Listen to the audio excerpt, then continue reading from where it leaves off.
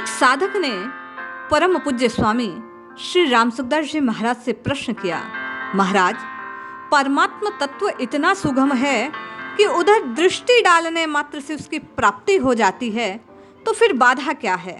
क्यों नहीं मिल रहे? आप कहते हैं कि राम राम रटो तत्काल प्रभु मिल जाएंगे, नाम रटने से सब काम सुलभ हो जाएंगे।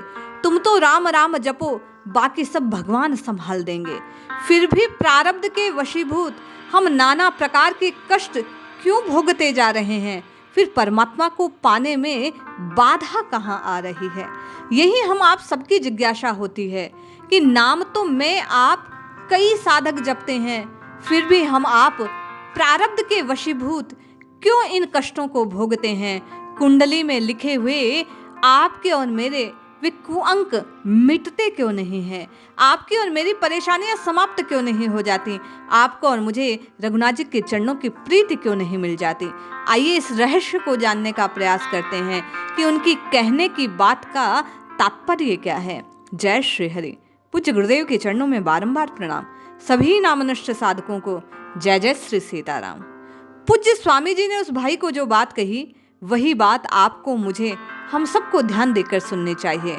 पूज्य स्वामी जी कहते हैं, जिस रीति से सांसारिक वस्तुओं की प्राप्ति होती है, उसी रीति से परमात्मा की भी प्राप्ति होती है। ये मान्यता परमात्मा प्राप्ति में बाधक है।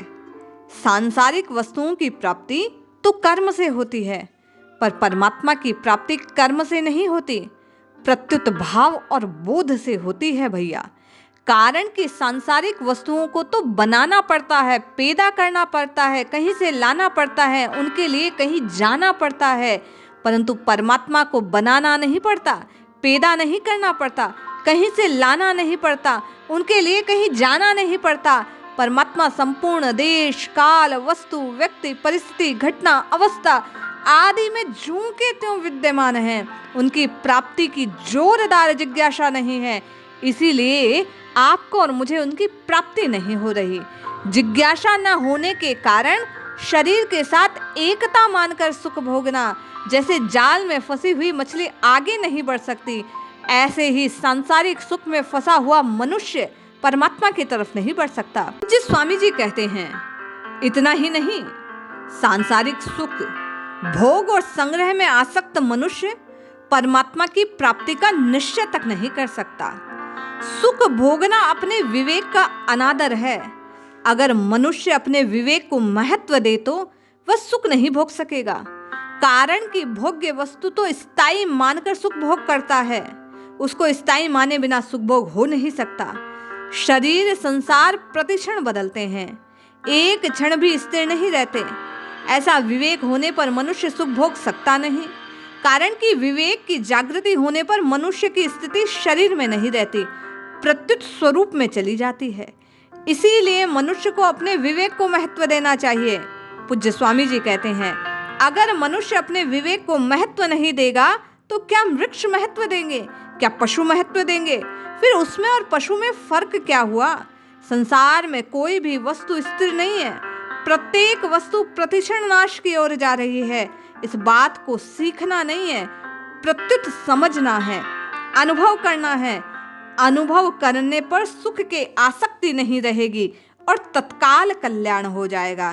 स्वामी जी कहते हैं, परमात्मा प्राप्ति में बाधक केवल और केवल आपकी और मेरी आसक्ति है।